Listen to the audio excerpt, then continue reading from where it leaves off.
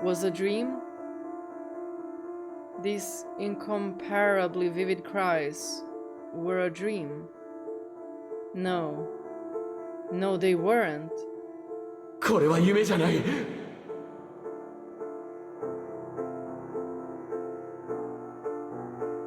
ポーリー She better not be dead! Yukimasa, I'm gonna break your freaking neck. The fog of my dreams rapidly receded, and my narrowed vision filled out. Pauline was splayed out limply beneath me. For a brief moment, I questioned what she was doing in my room, but quickly discarded the thought as unimportant. Yes, because it's not important! You freaking killed her, or what? Did I actually kill Pauline? Oh my god, please say something, Pauline. ポーリーおいポーリーしっかりしろ息は I put a hand on her chest and my ear to her lips, but nothing. She wasn't breathing. Y'all. 嘘だろそんな俺はお前には手をかけまいとずっと抑制を Burn in hell! ポーリー I shook her by the shoulders, I slapped her cheeks, but nothing brought the light back to her eyes. I shouted her name, I shook her some more, I smacked her again, I repeated the cycle who knows how many times, but I got no more reaction out of her than a mannequin. ポーリー頼む息を吹き返してくれポーリー Out of all other ideas, but desperate to do something, I started performing CPR. Finally! I was like, does this dude not know CPR? Why is he just slapping her? I had no idea if I was doing it correctly, or if it was even the right thing to do in this situation. For as many ways as I could devise to kill a man, I was clueless about how to save one.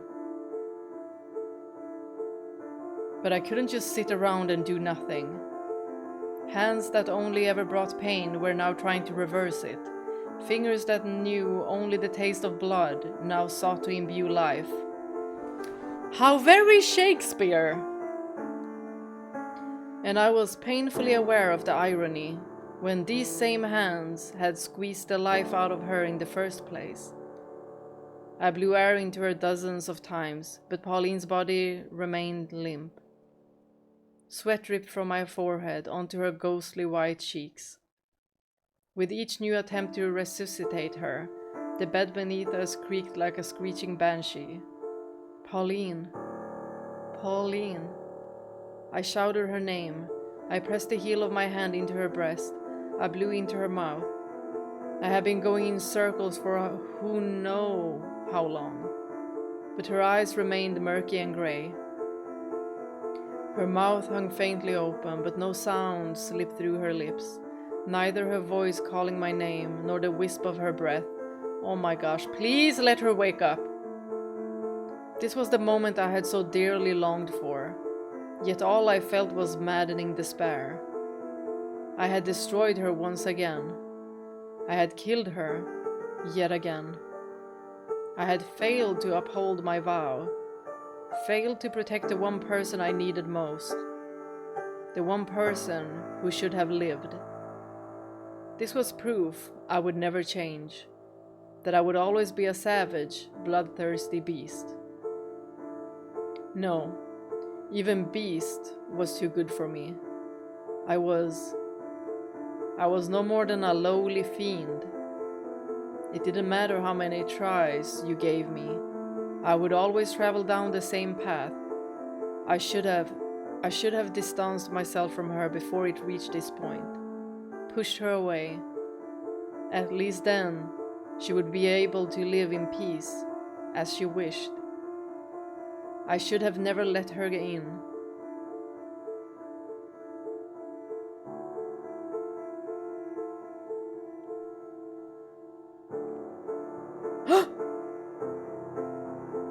And when I reached the deepest depths of my thoughts, Pauline's throat spasmed. My eyes went wide, and the next second, she took in a huge breath.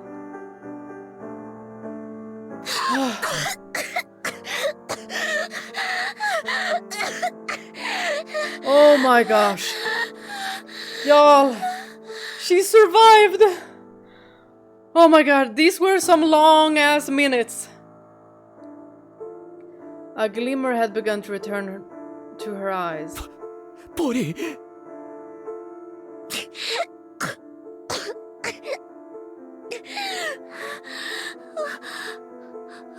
私、何が、ユキマサ、そっか、私、よかった。正気に戻ったんだね。Y'all, I'd be like, move, biatch! I'm getting out of here! Although, we need to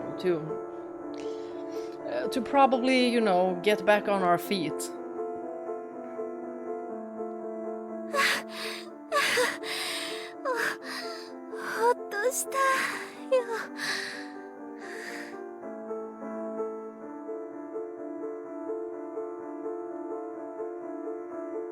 Pauline!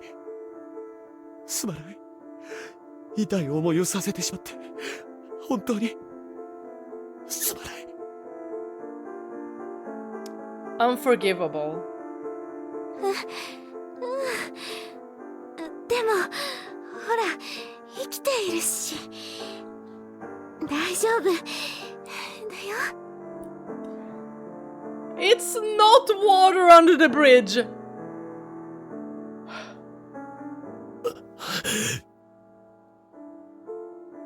How was anything okay? She had been mere moments from death, and I had pushed her there. How could she be smiling at me like this when I had just strangled her? Y'all, she has a savior complex, and she is head over heels with this man. It is actually dangerous. Why did she not berate me? Although, it would be good, you know, to play as if everything's fine, and then just, you know, yeet out of here. Just to be sure. Where did the overwhelming gentle warmth in her eyes come from?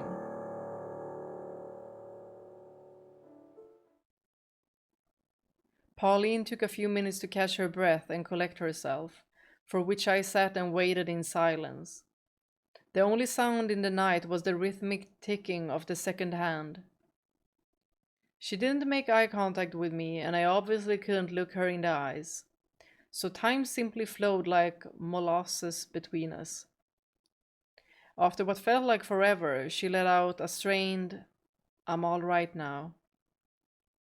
I nodded, and then turned to her and handed her my phone. He's gonna be like, "Call the cops! Call the cops on me!"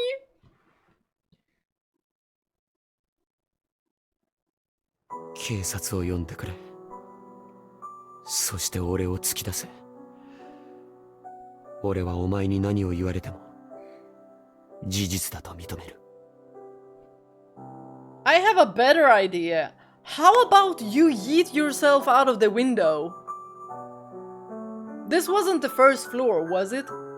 Did we even know which floor this was? That would look silly if he just yeeted himself out of the first floor.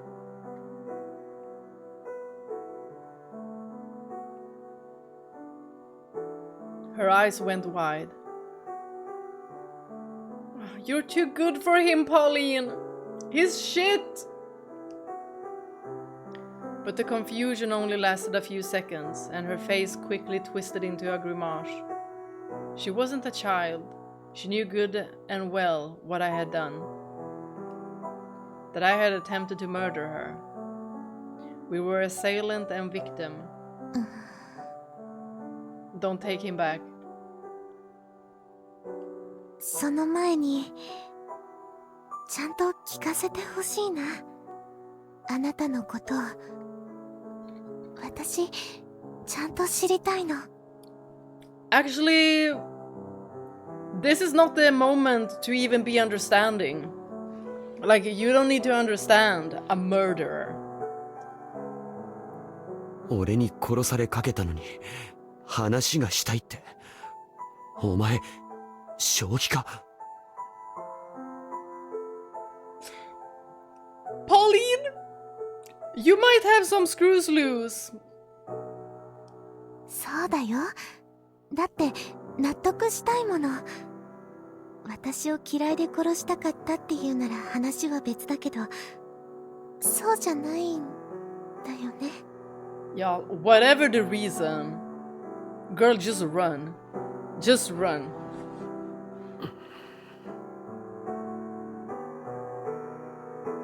There was no better reason. I could claim I simply panicked, but what I did went far beyond any reasonable definition of panic. And even though I did believe it was a dream in the moment, my desire to kill her was no less sincere for it. At least he's honest! Nothing I could say could possibly justify or explain away my actions. 私ね、安心がしたいわけじゃないの。私にとって都合のいい理由が欲しいんじゃないの。本当のあなたのことを知りたいの。You know what? This is one of those dynamics that I absolutely hate in fiction, because it feels like there's too much of it, where the girl is just like, she would just forgive anything and just wait for the man to magically just change himself. But that is fiction. In fiction, might be possible. If you would do it realistically, it wouldn't be as possible. Because it's such a tiny percentage that you can change someone. And someone like Yukimasa, lock him the fuck up and throw away the key.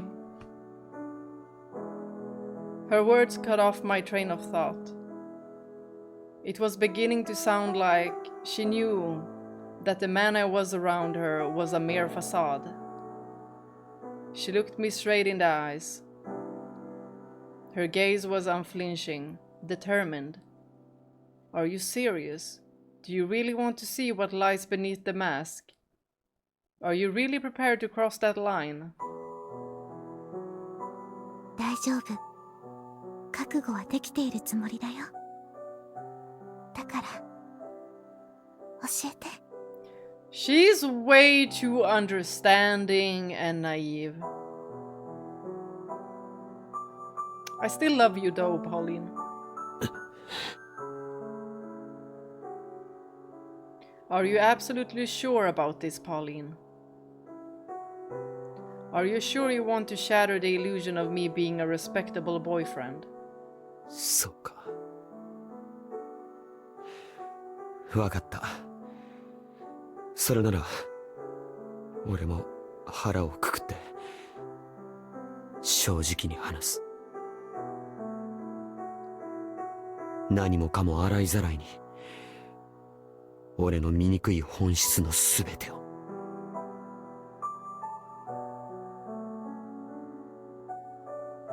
And so I laid everything out for her, the nature and the extent of my desires.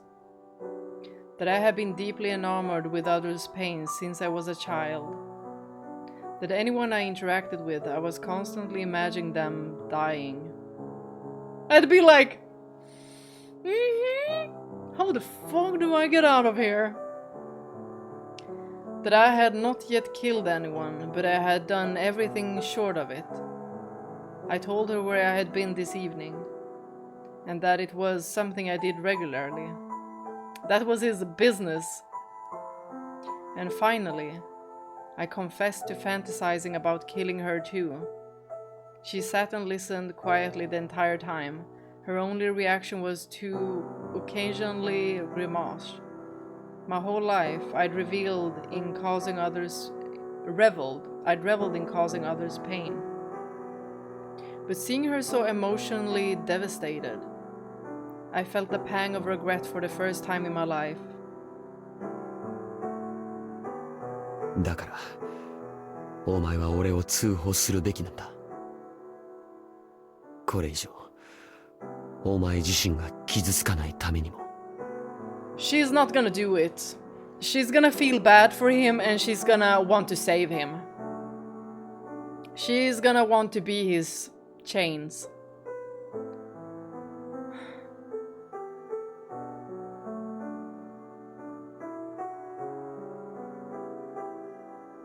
殺人はかろうじて犯していないものの、このままではいつそうなるかわからん。それに暴行罪なら腐るほどある。 Pauline, are you hearing everything he's saying, girl? Or are you meditating? 牢獄にぶち込まれる条件は揃っているんだ。You see, Pauline, you can't really have a future with Yukimasa. And if he's done it once, he's definitely gonna do it another time. Pauline? ポーリン、すまなかった。苦しみを与えてしまったことも、それから俺のような人間に付き合わせてしまったことも。 Y'all, she's too hung up on this man. お前は俺ではなくまともな男と寄り添うべきだ。お前は普通の女だ。それが一番似合っている。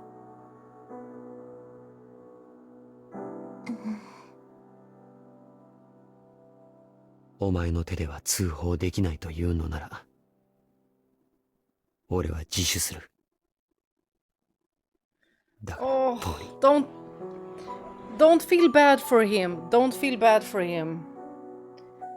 I mean, this is like a real life situation as well. Like, too many people stay with their abusers because they eventually like feel bad about... They feel bad and they think that they can change this person. But it's not your job to do it. Just leave. ダメだよ。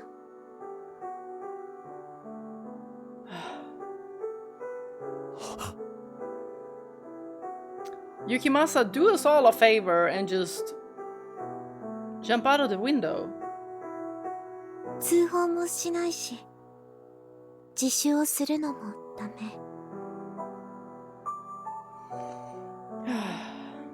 I can't even blame her. しかし、それだと。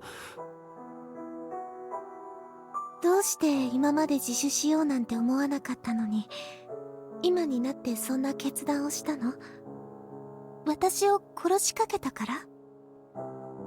Girl, you have too much faith in him. Like she sees a minuscule of consciousness in him and she's like, wait, I saw a bright light inside of your darkness. It was like a dust particle, but I saw it. I'm not gonna turn you in, and I'm not gonna let you turn yourself in.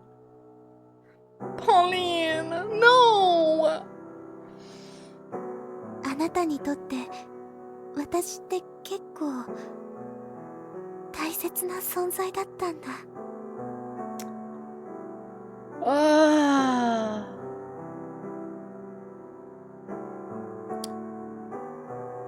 I think we need at least 50 exorcists for this. 言っただろう。俺はお前のことが大切だと。そばにいると、俺は自分が異常者であることを忘れられる。Maria, take Pauline with you and run away. ただそれは。言って。大丈夫だよ。私ちゃんと聞くから。本当のこと知ろうとするから。And I don't give a shit about your feelings. 俺がお前に抱いているのはお前と同じ感情ではない。 We know つ this. まり He 愛で said は this ないんだ。 before. 自分の欲望を抑えるための鎖で。言ってしまえば自分のためにお前を必要としている。 You know what? At least he's honest. At least he's honest. I'll give you that. I mean, he could have been like gaslighting her, but he's like, I don't love you. You're just the ball and chain for me, you know, so I don't go berserk and kill you and everybody else. 全部が俺自身の勝手なエゴでしかないんだ。 The way I just wanna reach into the monitor and take Pauline away from him. そっか。じゃあ、いつもは私に合わせてくれていただけだったんだね。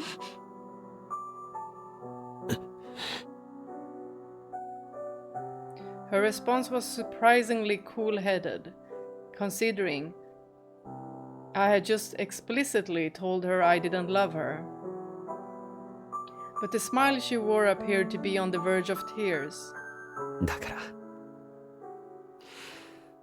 お前は俺を見放していい。俺はお前を幸せにできないし、お前も俺のところでは幸せになれない。 You're basically getting the answers to the questions. But you're not gonna listen, Pauline, are you? She has such a savior complex when it comes to Yukimasa. That, and she's so head over heels in love with him. She has such strong belief in him that she thinks that her loving him will be enough to change him eventually. あのね、私だってエゴだと思うんだ。あなたのことを好きだって思うこの気持ちって。だってあなたを思うと私が嬉しいからそうしているだけなんだもの。私が勝手にあなたのことを好きなの。そりゃ愛じゃないって言われてちょっとは悲しいよ。そっか、あれって全部演技だったんだって。 Oh, that's so depressing. でも悲しいけどそんなに辛くはないの。だって私が大切な存在っていうのは事実なんでしょ。 It's like, yeah, you killed me, but then you resuscitated me. So I guess I mean a lot to you. No! Pauline! Pauline! Oh my gosh. No, girly.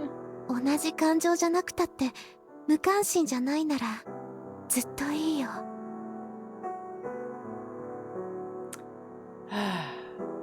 You know what? I'd rather him feel nothing than the need to kill. お前は何を言っているんだ。俺は自分が犯罪者だと告白したんだぞ。 It is better, basically like this. Jaren, who doesn't understand feelings, who's apathic, she'd be a million times better than Yukimasa. This guy's just a psychopath. お前は俺を嫌うべきだし、もう見放すべきなんだ。そんなのできればそうしたいよ。でもでできないんだもん。仕方ないでしょ。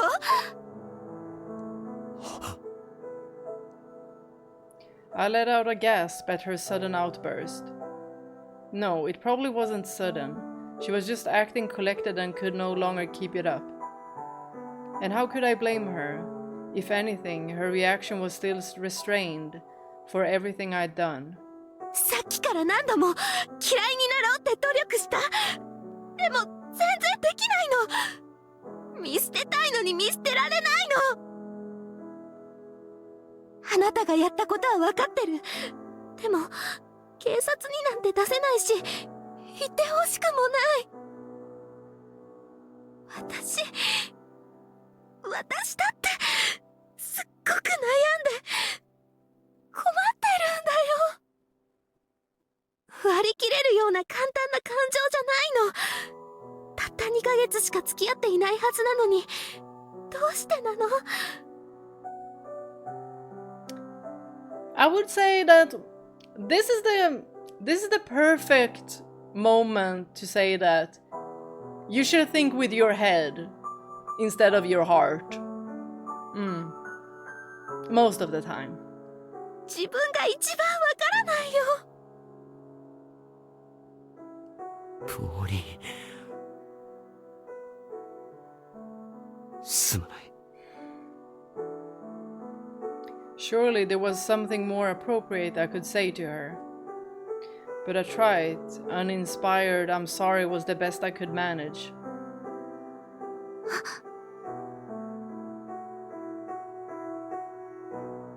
She put her head in her hands and sobbed.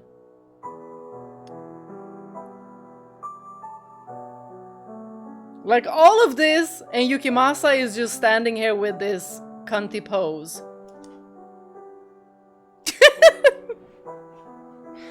Oh.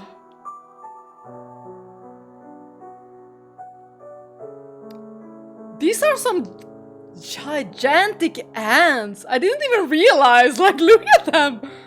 What the frick? Hold on. Oops. Yo, they're the same size as his head. Great.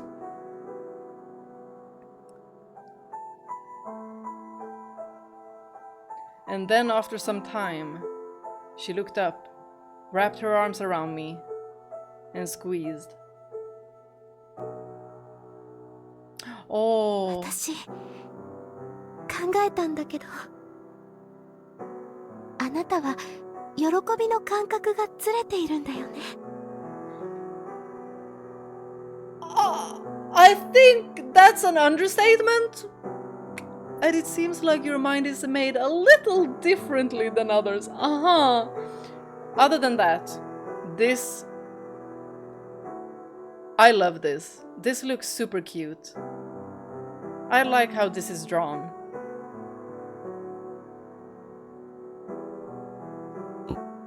Oh.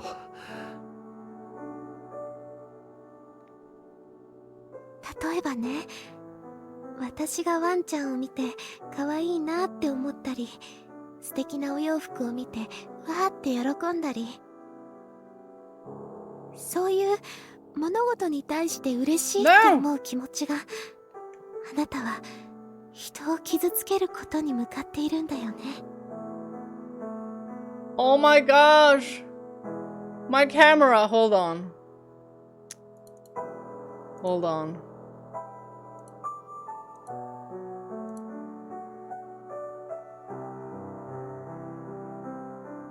Wait, maybe I need to okay that and then go back.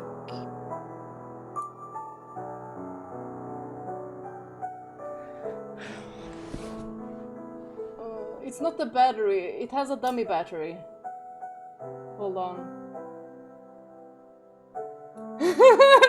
We are unsupervised. Yes, it must be Yukimasa. It must be Yukimasa. Y'all, there's no other explanation. It must be him. Pauline has that Stockholm syndrome. Oh, for sure. Oh. そういうことになるな。お前の例え話だと途端に緩い内容に聞こえてしまうが。ごめん。でも分かりやすいかと思って。それって考えたらすごく辛いことだから。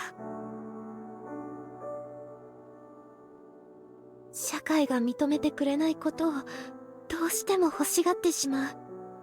そんな人が望みを叶えながら生きられる世界なんてないよね。Even if society wouldn't have declared it wrong, it is very wrong to take another life. Like, who are you to take someone else's life? What the heck? Hold on. How did I manage to... There.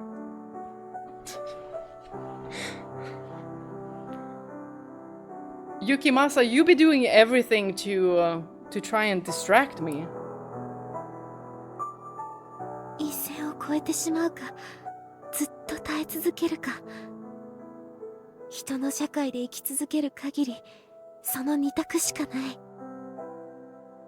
Girl, don't even try to understand him.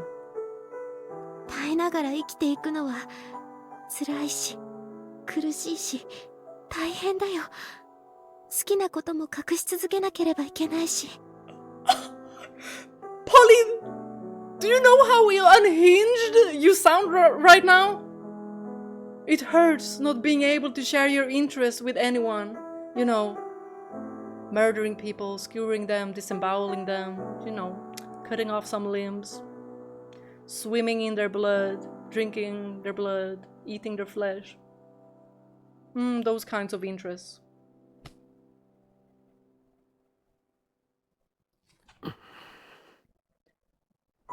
だからそう思ったらあなたのことがかわいそうになったの。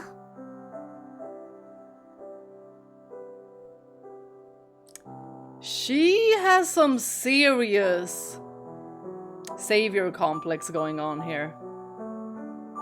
よせ、俺に同情してどうする。哀れむのは俺に対してじゃないだろう。俺に傷つけられてきた多くの人間の方だ。Yuki, I'm usually not on your side, and you know that. Don't crash my camera! Don't crash it. You already did. And you messed up with my cables as well. So... But I'm on your side here. そうだね。普通の人はそう。あなたは全ての加害者で恨まれる存在。憐れみを受けるのは被害者の人たち。Maria, save your best friend. あなたのことが世に知られたらみんなそう思うわ。でもだからこそ全員があなたを怖がって嫌うからこそ。With good reason. Like... Throw him to the sharks. Throw him to the sharks. Like, I understand how much you love him and how in love you are and how intoxicated you must be. Because you said you love him for you. But girl,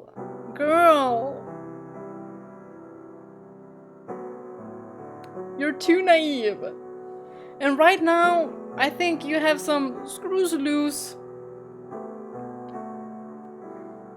私だけはあなたのことを辛かったのねって言いたいの。私だけはあなたを受け止めてあげたいの。Can we just imagine that she realizes in a year or preferably like a month or so closer that she's like, yeah, I don't want to do this anymore. And she just says, ciao. おう。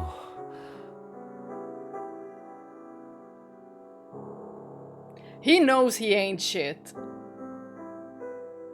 But she's like, I like shit. おかしな女だ。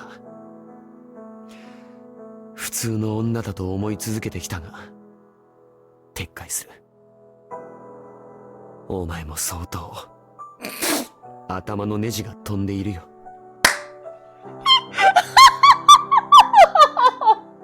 Y'all, I called it. I called it. Oh.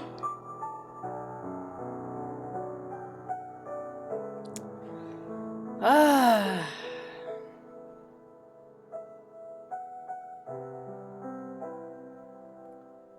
How do you take a screenshot though? Hold on, I think I did it at some point. Ah!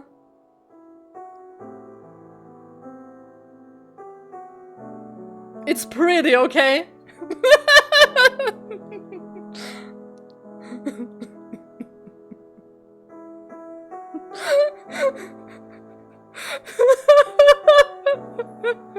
I'm just sitting here bashing both of them, and then for me to be like, click.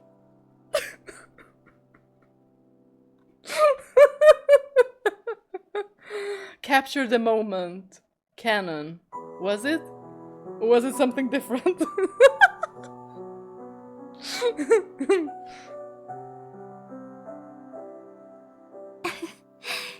そうかもね。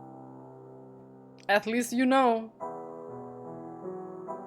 ねえ、私決めたことがあるの。聞いてくれる？おかしな女のおかしな言葉だけど。 She's gonna be like, will you marry me? The best thing would be if these two just move out onto a deserted island. 私やっぱりあなたから離れない。見放すこともしないし、あなたのことを好きなままでいる。だからね。 May this kind of love never find me. Never find me. May this kind of love never find you all. もし誰かを殺したくなったら、真っ先に私を殺して。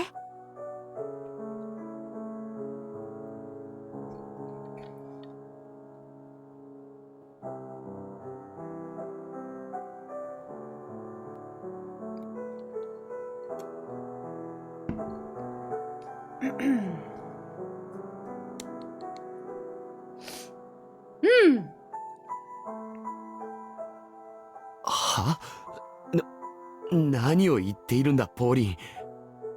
And to that, Yukimasa, you should just be like, nah, I'd rather kill myself. Okay? だってもうあなたに誰かを傷つけてほしくないし、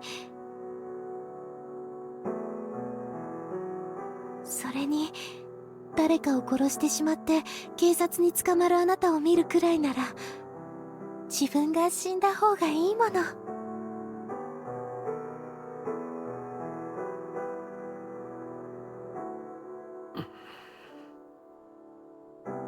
それでね、もし私を殺してしまったら、その後に自首をして。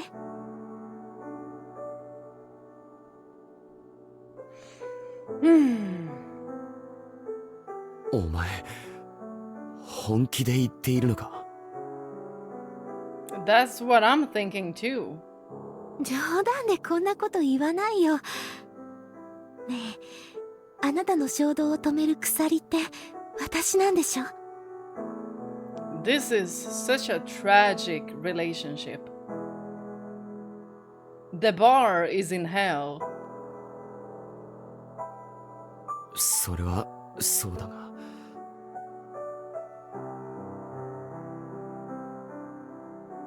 だったらその鎖の力にかけるわ。って今夜は早々に終わりそうになっちゃったんだけどね。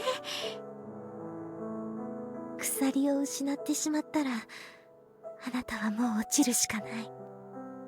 だから私はあなたの最初で最後の鎖になりたいんだ。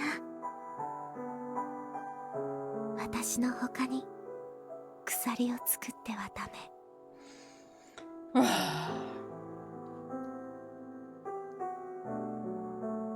お前は本当に俺がどんな人間なのか分かった上で俺と一緒にいるというのか。Oh, he must feel like hot shit right now. だって仕方ないじゃない。どうやったってあなたのことを嫌いになれないんだもの。Y'all, this is not romantic at all. I hope nobody watching this thinks this is romantic. It isn't. It really isn't. Like, it could work in fiction because it could be interesting, but you do not want this. And if somehow you feel like the line of fiction and reality are blurry, read something better that won't blur them out. きっと私にもあるんだよ。どうしても断ち切ることのできない恋心っていう鎖が。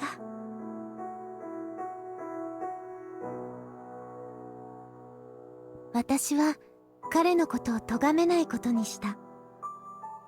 彼がしてきたことも分かった上でそうしたのだから、共犯者にもなってしまうんだと思う。それでも私はこうしたいって思った。傍から見たらバカなことをしているように見えるだろうし、実際に私だって不安がある。こうして心の内をさらけ出してお互いに理解し合ったことで希望も少し見えたけれど、果たしてこの状態があと何年続いてくれるのだろう。十数年、数十年、彼は欲望を抑え続けられるのだろうか。考えると不安な未来しか見えてこない。でも今は寄り添うことのできたこの瞬間を大切にしていきたい。これが私が自分で決めた生き方なのだから。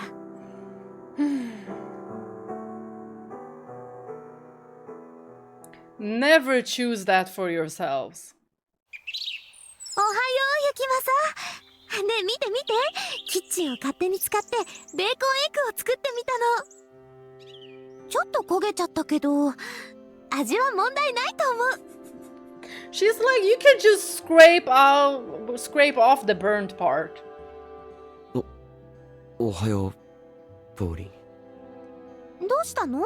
そんな変な顔をして。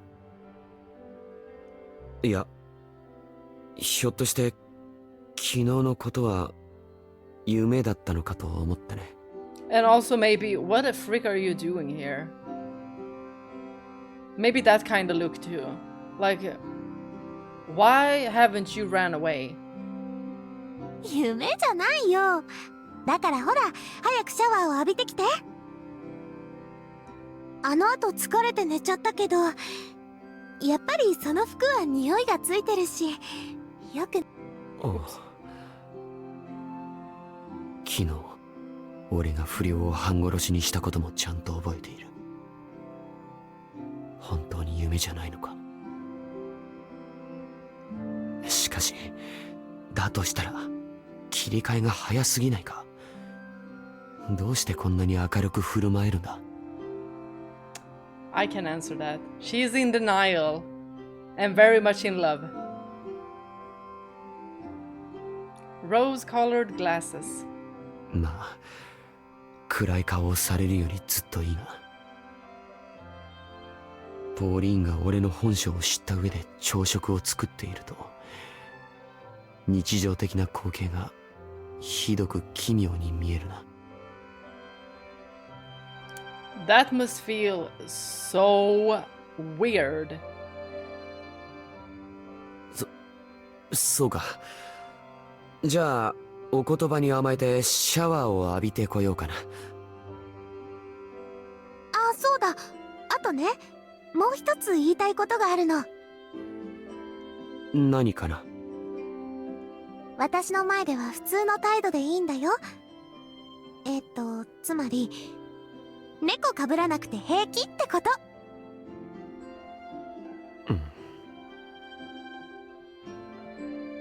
お前がそれでいいならそうするが、外向きの顔を作らないと俺は全く笑わなくなる。それくらい構わないって。だって雪政の本当の姿を知っているんだし、今さら笑わないくらいなんなのって感じ。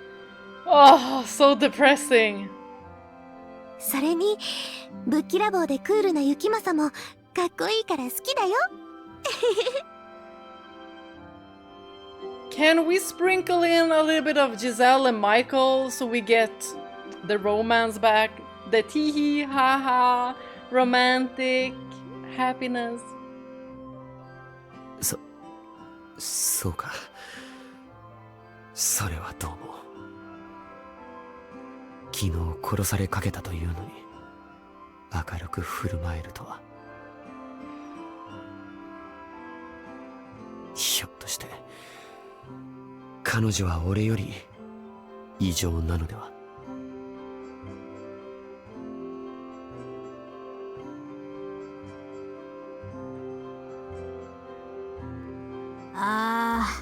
今日も暇。お昼なのに閑古鳥。何もしなくても金がもらえるなんてラッキーって最初は思ってたけど、暇すぎるのもつらい。いらっしゃいませ。ってなんだ、あんたたちか。なんだはないでしょ。なんだはせっかく遊びに来たのにな。はいはい、彼氏同伴で大熱いことですね。今日もハムサンドをもらいに来たわけ？うん、そうだよ。その前にコーヒーをもらってちょっと一休みもしたいけどね。窓際の席使っていい？どうぞどうぞ。窓際でもカウンターでもお好きなように。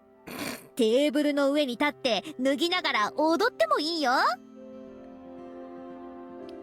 Make Yukimasa do the show then. だからなんでそういうこと言うのかな。彼氏の方だって彼女のストリップとか見たいと思わない？公衆の面前で脱ぎ出す彼女とか、ベッドの時とは違った意味で興奮するかもよ。マリーヤ。いや、裸にはそこまで興味がそそられない。服は着たままでいい。We know that it doesn't interest you very much. We know. それって男としてどうなの？もしかしてセンシティブな問題に触れちゃった感じ？いや、機能不全は起こしていない。Functional, eh? そう。てかなんか雰囲気変わった？前よりも硬い感じがするっていうか。More you know, like himself. 喧嘩中ってことじゃないよね？喧嘩なんてしてないよ。そうだな。むしろ今までで一番仲がいいかもしれない。へえ。雪政ね、猫をかぶるのやめたの。職場では相変わらず好青年を演じているみたいなんだけどね。そうなんだ。いや、確かになんか演じてそうって思ってたけど。Oh, right. I'm blocking his face, but he's not making any other face other than the stone face. ポーリンはそれでいいわけ？え？何か悪いところがある？いや、まあ、あんたがそれでいいならいいや。You don't really know the whole story yet. なんか、私が知らないうちに余計あいつらの関係がおかしくなっている気がする。Well, if you only knew, Maria, your gut instinct off the charts. 一体何があったんだ？まあいいや。とりあえずキッチン行こう。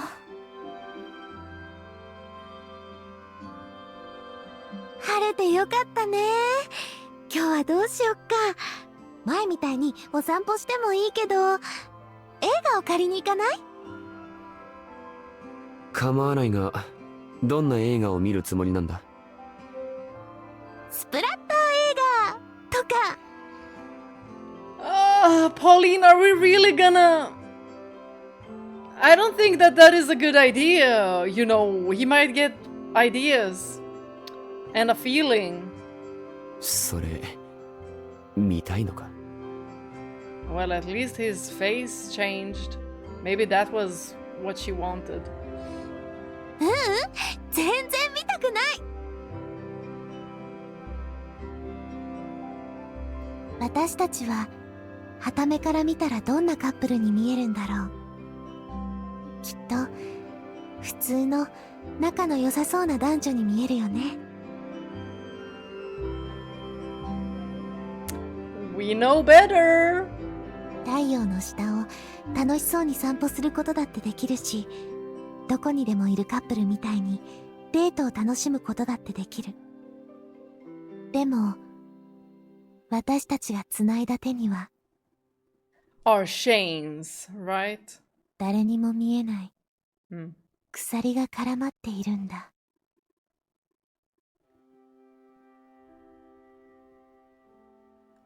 Well, that was a depressing relationship. Hope it never finds me. 非科学的なものは大嫌いだ。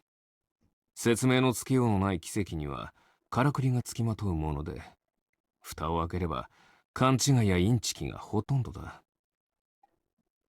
Who this? 運命だとかふざけた言葉を喜んで受け取るなんて滑稽の極みだ。そんなものを信じて一体何になる？自分が特別だとでも思いたいのか？くだらない。そんなものは愚か者の思考だ。それがこの私の持論なのだ。だからこそ自分に体験したことのない記憶や感情が存在していることなど認めたくはなかった。見たこともないはずの小麦畑で知らないはずの少女に向けて何度も懇願する。行かないでほしいと願いながら名前を呼んでくれと。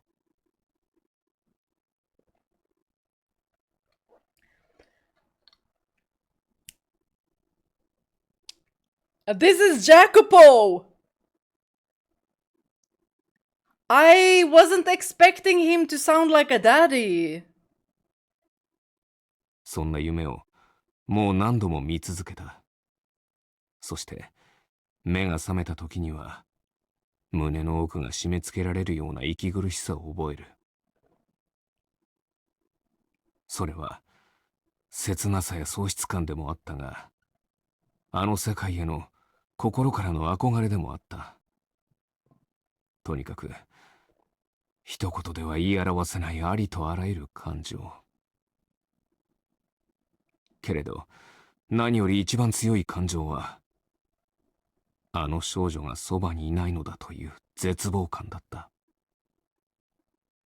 夢の中では鮮明に見えているはずなのに、いざ現実に引き戻されると彼女の顔すら思い出せない。この私が夢の中で見た少女を求めるなんて馬鹿らしいにも程がある。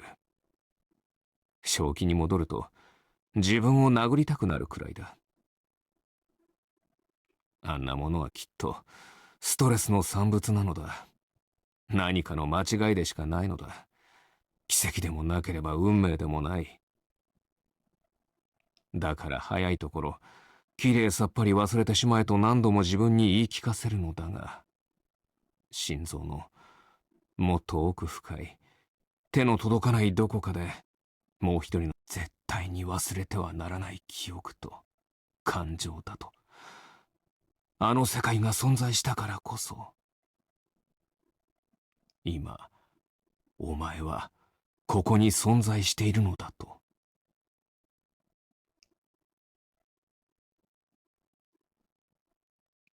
The River of Oblivion. So, Jacopo and Morgana now? Late April.